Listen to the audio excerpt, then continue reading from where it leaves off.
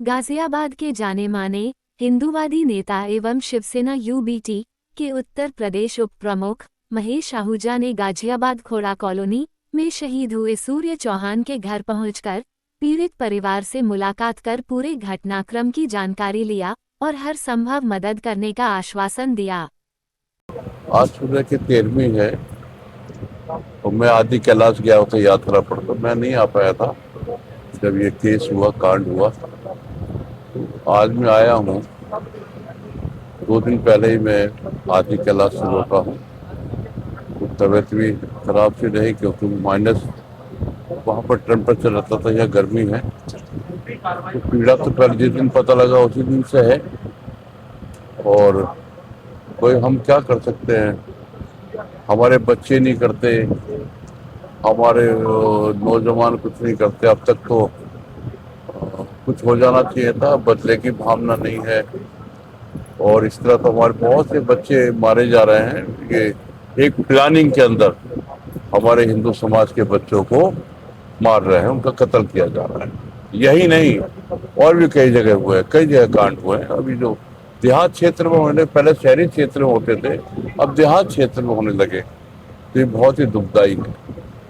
अच्छा बाबूजी, लगभग आप 10 साल पहले से ही आप ये कह रहे हैं कि एक योजनाबद्ध तरीके से ये हमारे बच्चों से दोस्ती करते हैं और दोस्ती के झांसे मिलने के उसके बाद उनका कत्ल करते हैं। ये आप 10 साल से पहले से कर रहे थे और उस समय लोग आपकी बातों को हंसी में उड़ाते थे, लेकिन आज वो चीजें कहीं ना कहीं सच्चाई हो रही है। देखो, इनका जो उद्देश्य है वो ये है कि आप जहाँ कम हैं वहाँ इकट्ठे हो, अपनी शक्ति पैदा करो।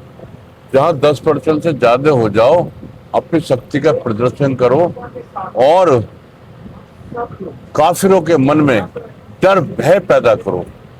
और भय कैसे पैदा होगा? आप गुंडाई करके, दादागिरी करके, इकट्ठे एकजुट में होके उनको डराइए, और मौका लगते ही थोड़ा सा मजबूत हो जाए, एकता हो जाए, तो उनका आप कत्ल कर दीजिए काफिरों का। हम काफिर हैं इनकी नजर में, हिंदू काफिर तो है और नजर में हमारे भी ये, हमारे नजर में भी ये दुष्कर्मी है। या ये समझ लो, पहले क्या था, पहले राक्षस थे, हमारे नजर तो राक्षस है ये। और राक्षस के लिए हमारे भगवान जी ने क्या किया? भगवान श्री कृष्ण भगवान ने राक्षसों को नाश करने के लिए तो उन्होंने अवतार लिया था, या भगवान शंकर भगवान ने भी राक्षसों का तो संहार करने के लिए अवतार लिया था। भगवान श्री रामचंद्र जी ने इसलिए अवतार लिया था। लेकिन हम रामलीला देखते हैं, अपने जो महापुरुष है, अपने जो भगवान है, ईश्वर है, उनके पद चिन्हों पर नहीं चलते। एक दुखदाई और बात है कि हमारा हिंदू समाज के बच्चे, नौजवान है, कितने बैठे हुए हैं, मैं किसी से पूछूंगा, कोई नहीं बताएगा कि 2 से ज्यादा बच्चे हैं। 1 या 2 पर आ गए हैं, जिसका एक लड़का हो गया, वो आगे बच्चे नहीं करता। तो ये दुखद की बात है। उनका प्री प्लानिंग 8, 10, 12 बच्चे इस तरह करके देश पे कब्जा करना चाहते हैं, और जहां भी उनको मौका मिलता है घात लगाकर मारते हैं। ये स्थिति है। अच्छा, जो ऐसे हिंदू जो भाईचारे की बात करते हैं, उनसे क्या अपील करेंगे आप? अब हिंदुओं से तो बात ही क्या करें। और अपील तो ये करो, सच्चाई को समझिए, इतिहास को पढ़िए। हम सनातन धर्म को मानने वाले लोग हैं, सनातन धर्म के आदर्शों का पालन कीजिए। जो कार्य हमारे भगवान श्री राम जी ने किया, कृष्ण भगवान जी ने किया, शंकर भगवान जी ने किया, दुष्टों का संहार किया, राक्षसों का संहार किया, तो उसी प्रकार से जो गलत प्रवृत्ति के लोग हैं उनका नाश करना चाहिए। कि हिंदू समाज बटा हुआ है। आप देखेंगे कि जो क्रिमिनल लोग हैं ना, क्रिमिनल बदमाश, वो हिंदुओं में भी है, मुसलमानों में भी है।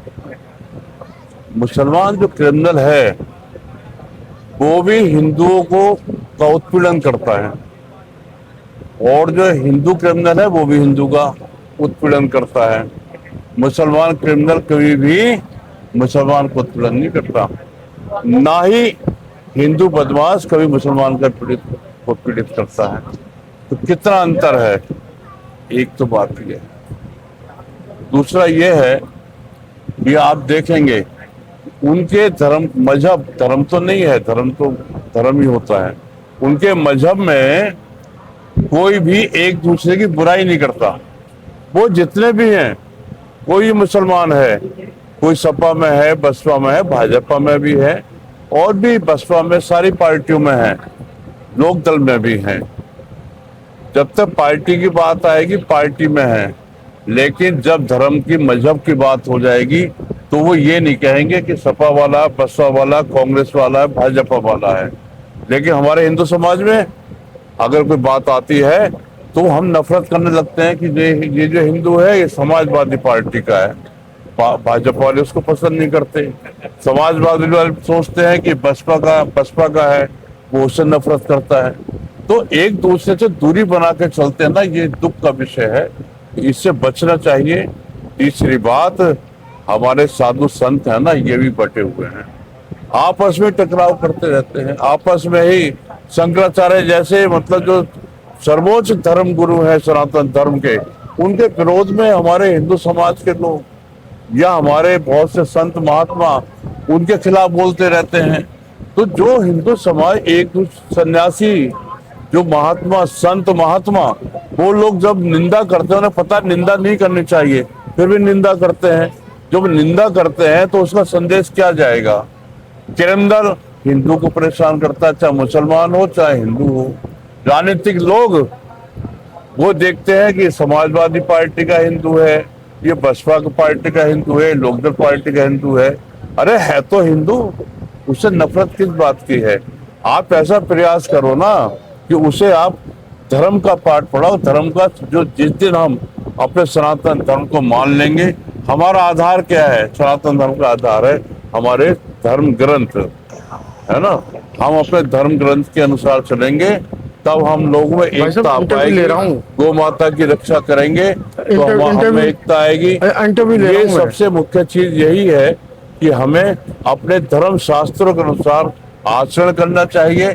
जिस दिन हमने सबने धर्म शास्त्रों के अनुसार हमने पढ़ लिया, कंठस्थ कर लिया, उसको हृदय में समा लिया, तो फिर हमें कोई फर्क नहीं रहेगा। हम सनातनी, हम सबके सब सनातनी एक है, तो हमें किसी को तो चुनना पड़ेगा। अब कह रहे लोग हम हिंदू हैं और एक दूसरे की बुराई कर रहे हैं, तो सबसे बड़ी कमी यह है। इस कमी को जिस दिन दूर कर लेंगे और जनसंख्या जिस दिन हिंदू समाज का बच्चा बढ़ाएगा, तभी हम बच सकते हैं। जब तक हमारे लड़के या लड़कियां शादी के बाद 5, 6, 7, 8 बच्चे पैदा नहीं करेंगे, ये हिंदू समाज बच नहीं सकता। या सरकार ये कानून बनाए, सरकार नियंत्रण कानून बनाए, जनसंघ नियंत्रण कानून बनाए, तब तो हिंदू समाज बच सकता, नहीं तो कोई संभावना बिल्कुल नहीं है।